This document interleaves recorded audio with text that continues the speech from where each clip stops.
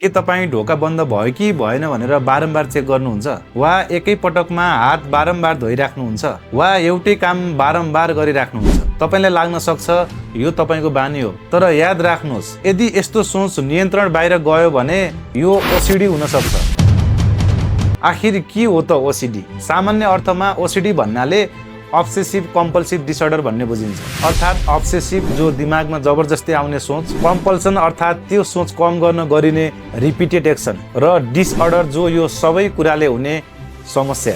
जस्तै बारम्बार हात धुनु, बारम्बार ताला चेक गर्नु, कुनै संक्रमणको डर लागिराख्नु, बत्तीको स्विच बारम्बार चेक गरिराख्नु, यस्तो खालको समस्याहरू हुन्छ। अब छोटकरीमा यसको केमिस्ट्री बुझौँ है त। ओसिडी कुनै कमजोरी होइन, यो एक ब्रेनमा हुने न्युरोकेमिकल इम्ब्यालेन्स हो। हाम्रो दिमागमा जब एक्साइटेटरी न्युरोट्रान्समिटर ग्लुटामेट बढ्छ र इन्हिबिटरी न्युरोट्रान्समिटर गाबा घट्छ, तब सेरोटोनिन र डोपामिन जस्ता केमिकलहरू अनियन्त्रित हुन्छन्, जसको कारण ब्रेन सर्किटहरू अत्याधिक सक्रिय हुन्छ, जसले गर्दा अब्सेसन र कम्पल्सनलाई अत्याधिक मात्रामा बढाउँछ। यो डाटा हेर्नुहोस्, WHO को अनुसार विश्वमा करिब 2 देखि 3% मानिसलाई ओसिडी को समस्या हुन्छ। त्यसमा पनि अझ US मा हेर्ने हो भने हरेक 40 जना वयस्क मध्ये 1 जनालाई ओसिडी को समस्या छ, र यस्तो समस्या मेन्टल डिसअर्डर मध्ये चौथो ठुलो समस्या हो। यस्तो ओसिडी जस्तो मानसिक समस्या किन र कसरी हुन्छ भन्ने कुरा पूर्ण रूपमा अहिलेसम्म बुझ्न सकिएको छैन। तर पनि केही नोन कजहरू छन्, जस्तै जेनेटिक हिस्ट्री, केमिकल इम्ब्यालेन्स, लामो समयसम्म स्ट्रेस र ट्रमा, र केही रेयर केसहरूमा इन्फेक्सन पछि पनि यस्तो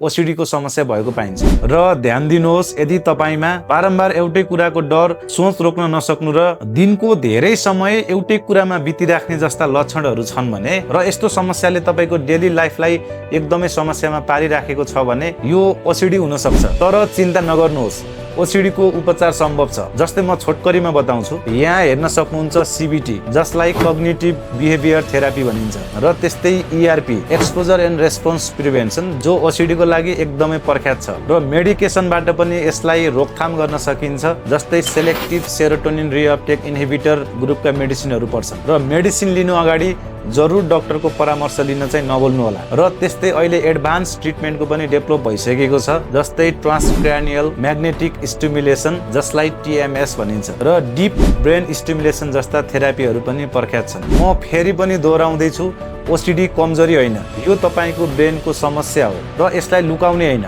राम्रोसँग उपचार गरेमा पूर्ण रूपमा निको हुन सक्छ। यदि तपाईँ या तपाईको नजिकमा कसैलाई यस्तो खालको समस्या छ भने, र डेली लाइफमा एकदमै समस्या पारिराखेको छ भने, हेल्प लिनुहोस् र डाक्टरको परामर्श लिनुहोस्। र यो भिडियो मार्फत तपाईहरुलाई एउटा जानकारी दिन चाहन्छु। यदि तपाईँ वा तपाईको छरछिमेकमा कसैलाई एकदमै मेन्टल समस्या छ, वा मेन्टल समस्याको बारेमा आफै पनि बुझ्न चाहनुहुन्छ, र कुनै इमर्जेन्सी छ भने पैसा नलाग्ने टोल फ्री नम्बर 1116 मा पनि कल गरेर बुझ्न सक्नुहुन्छ वा हेल्प लिन सक्नुहुन्छ, जो 24 घण्टा खुल्ला रहन्छ। र यो जानकारी तपाईलाई युजफुल लाग्यो भने यो भिडियो शेयर गरिदिनु होला, र आउँदो दिनहरुमा यस्तो भिडियोहरु अझै हेर्न चाहनुहुन्छ भने मेरो फेसबुक पेज हेल्थ विथ रेशमलाई फलो गर्न नभुल्नु होला। धन्यवाद।